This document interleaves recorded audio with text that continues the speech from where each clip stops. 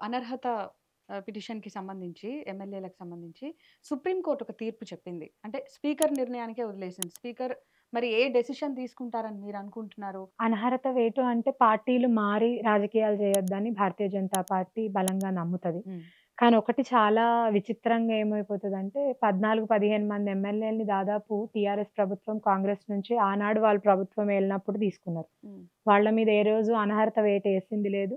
ఇట్లా స్పీకర్ ఏం సమాధానం ఇస్తలేరు అని హైకోర్ట్‌కి, సుప్రీం కోర్ట్‌కి పోయిన దాఖలాలు లేవు.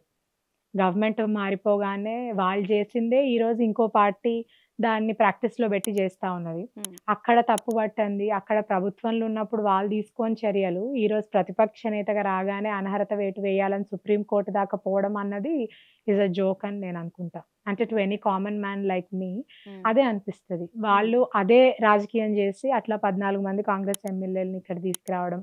అంటే ఒక ప్రతిపక్షమే లేకుండా జేసుకున్నారు రాష్ట్రంలో వాళ్ళు. ఎస్సీ లీడరు బట్టి విక్రమార్క గారున్నారప్పుడు.